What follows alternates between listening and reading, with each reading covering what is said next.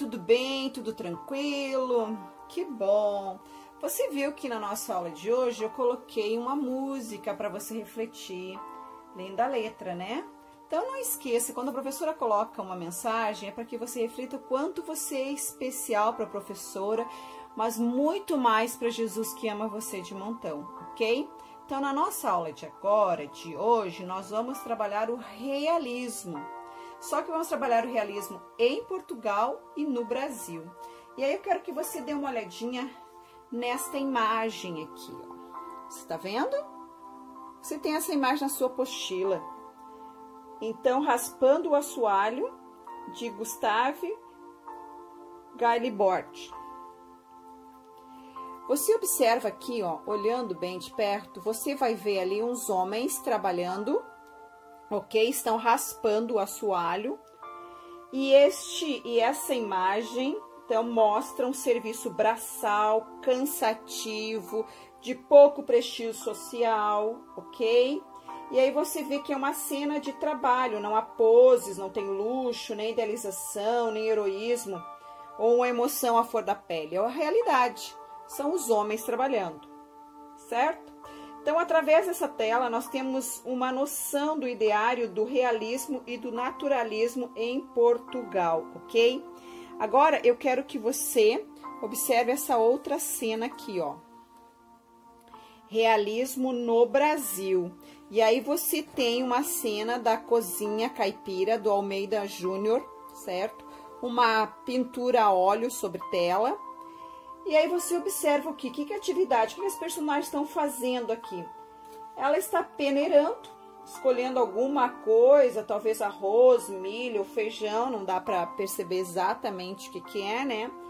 Mas nós percebemos que há elementos nesse cenário aqui que retrata o quê? Uma cozinha do interior, certo? Se você não tivesse visto essa tela e eu visse apenas o título, que é Cozinha Caipira, pois como você teria imaginado essa cozinha? Seria semelhante a essa que você vê nessa imagem aqui? Pense um pouquinho. Bom, essa tela do Almeida Júnior, ela representa a pintura realista brasileira.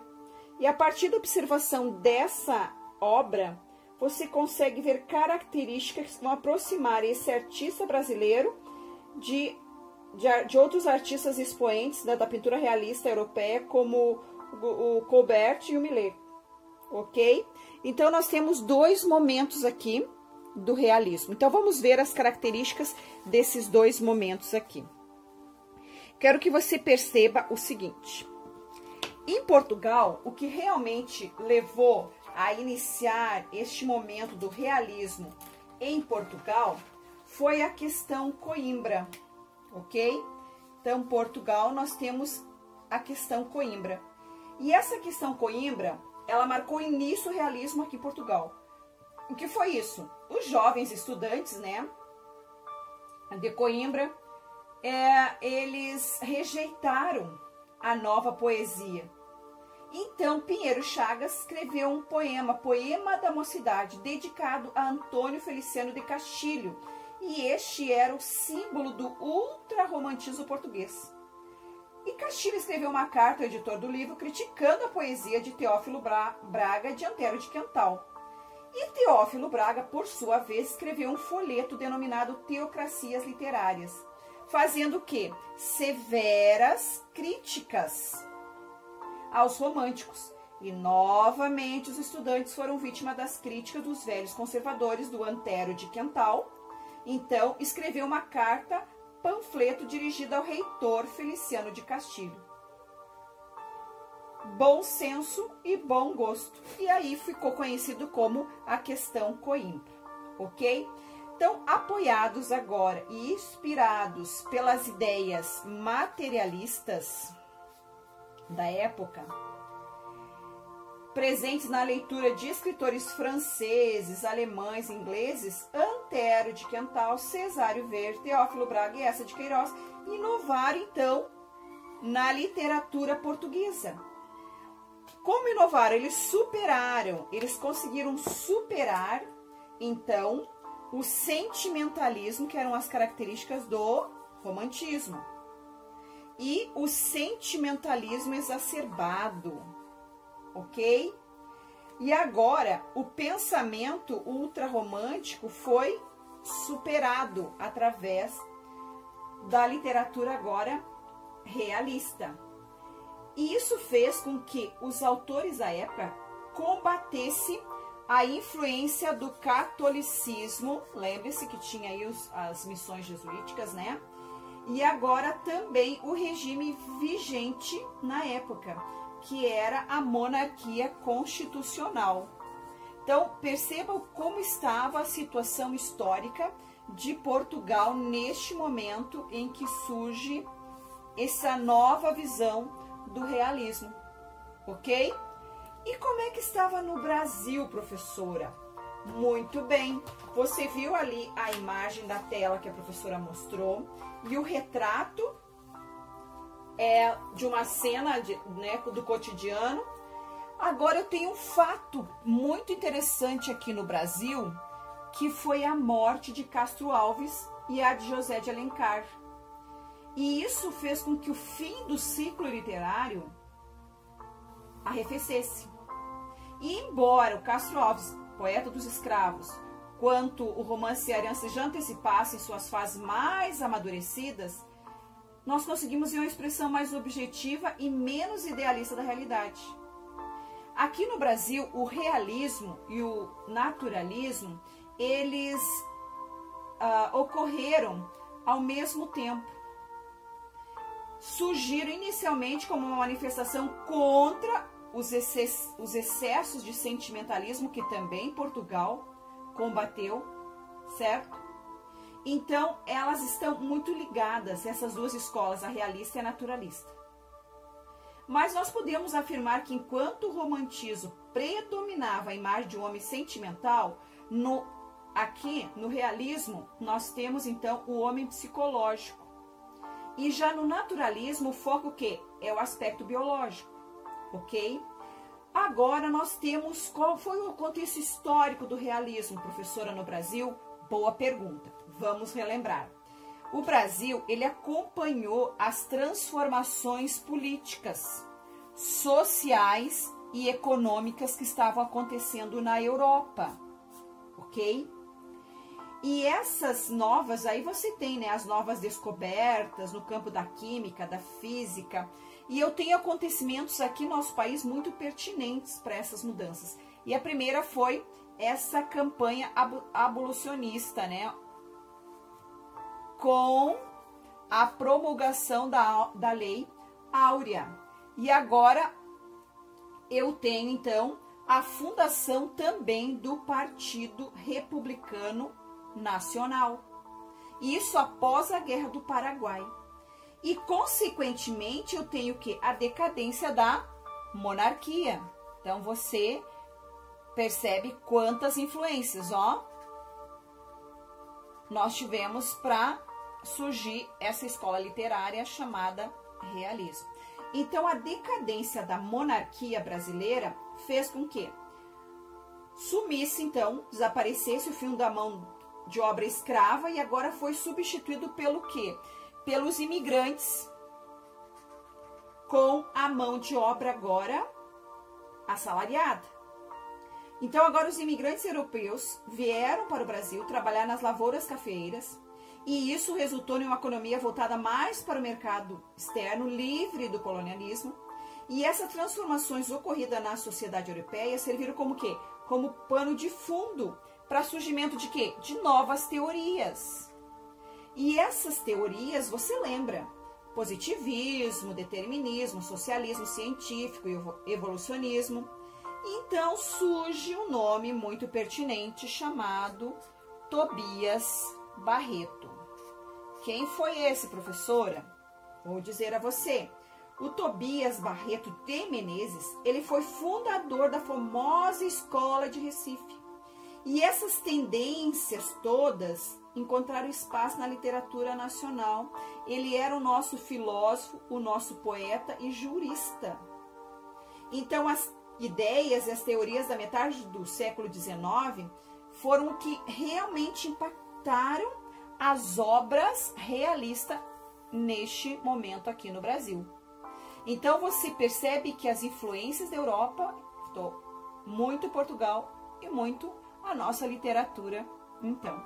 Mas agora, eu quero conversar com você sobre os autores. Vamos ver quais são os autores? Vamos. Então, muito bem. Olha só, quais foram os autores deste momento literário aqui em Portugal e aqui, lá em Portugal, né? E aqui no Brasil. Quem são os autores? Bom, agora vamos conversar um pouquinho sobre os autores de Portugal.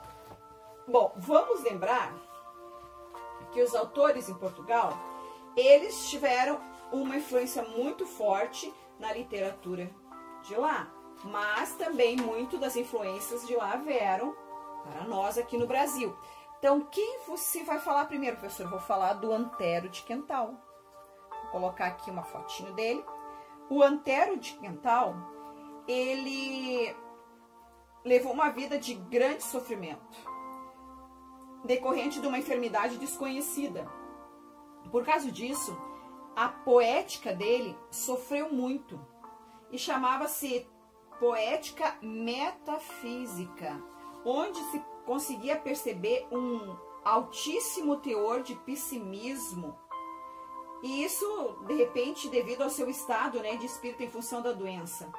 Então, na poesia de Antero de Quental, nós conseguimos ver muito desse pessimismo, uma mistura de pessimismo e esperança, ok? Outro autor é o Cesário Verde. E agora, o Cesário Verde, ele expõe a realidade, ele retrata a realidade de uma forma crua e objetiva. Ele retrata as coisas, as pessoas, com extrema exatidão, a ponto de ele chocar o leitor, como a gente consegue ver no poema, lá na sua apostila, na página 14, Algaz, onde ele descreve, né, todo um trajeto, onde ele vê as mulheres que estão à noite, as pessoas que trabalham, as lojas, e ele vai descrevendo muito detalhadamente. Mas acredito que o marco maior na literatura portuguesa será essa de Queiroz. Por que essa de Queiroz? Ele foi um dos pioneiros do realismo em Portugal. Ele é considerado o mais representativo escritor realista português. Ele foi discípulo de Gustave Flaubert. Ele abordou diversos temas em sua obra, como o cotidiano das pessoas comuns, com as descrições muito ricas de locais, do comportamento humano. E essa usava muito ironia e humor. Ele usava tanto que às vezes a gente consegue perceber até um certo pessimismo, ok? E esse autor, então, ele teve 3 fases. Primeira fase, da publicação de folhetins. E agora a segunda fase, a fase realista. E a terceira fase, a fase pós-realista. E aí, nessa terceira fase, eu tenho uma obra muito interessante, que é o Crime do Padre Amaro, certo? E Machado de Assis, ele aponta uma influência da obra, né, lá de Émile Zola, nesse romance. E a gente consegue ver isso também na obra de Machado de Assis em Primo Basílio. Então, os contos da produção literária de essa de Queiroz foram muito singulares. Nós conseguimos perceber um crescimento na capacidade criativa desse autor, que ele parte de estruturas elementares, ok? Em que a construção do enredo se baseia em aspectos comuns da vida, ligado às características dos personagens, e ele chega numa fase mais amadurecida, ao ponto em que ele penetra no universo do personagem e ele demonstra profundo conhecimento da alma humana.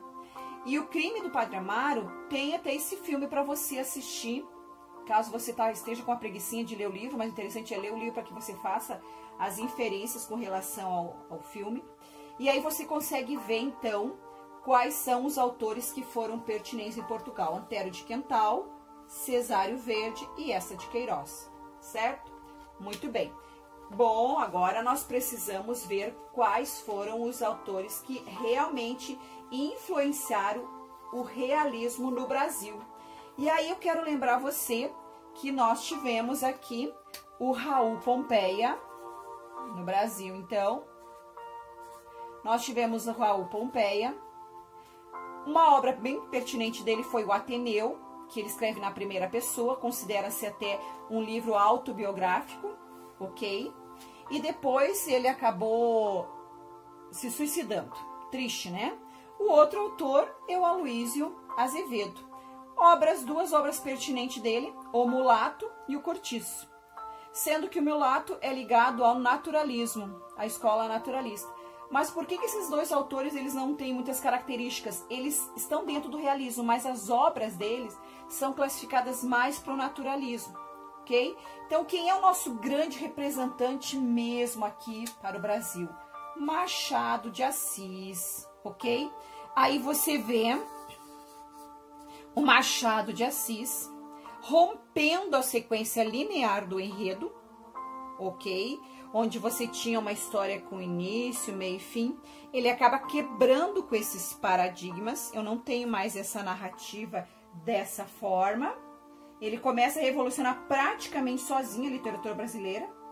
E ele mostra, então, o retrato agudo da sociedade do Segundo Império. E a crítica social mais inovadora de Machado de Assis foi de uma sociedade burguesa tão realista que ele acabou conquistando essa sociedade, ok?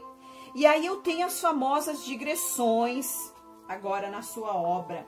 O que são as digressões? É quando ele inova, né, com uma técnica de que ele rompe com a tradição sequencial linear do enredo e ele interfere, tem a interferência do narrador. O narrador interfere, conversa com o leitor. E isso foram as digressões. E as fragmentações, então, dos episódios, onde ele começa a enfatizar mais o aspecto psicológico e moral dos personagens. Ok? Então, você percebe quão importante foi o realismo para o nosso momento histórico. Nós estávamos no momento de mudanças social, política e econômica. Então, eu tenho agora isso muito forte nas obras literárias e na arte também. Mas o que interessa a nós, neste momento, é perceber que os acontecimentos, tanto em Portugal como no Brasil, eles foram muito pertinentes a partir da influência da Europa. Então, os ideários das teorias influenciaram muito a escrita e nós conseguimos ver isso muito bem nas obras, ok? Tranquilo? Entendeu tudo? Percebeu tudo? Anotou? Ótimo! Bom, você abrir a sua apostila, tirar aí as suas dúvidas. Se você ficou com alguma dúvida, vamos lá. Vai atrás da sua apostila, abra ela, dá uma analisada, certo? Marca aquilo que é pertinente. Ah, mas você vai dizer assim, professora, esse conteúdo é facinho. Estou até rindo de felicidade. Ótimo! A professora fica muito feliz com você. Então, porque você está realmente se esforçando, você está crescendo academicamente em literatura, eu vou deixar para você uma piscadinha para dizer para você o quanto você é especial, ok? Um abraço no seu coração e a gente se vê na próxima aula, ok? Bye, bye!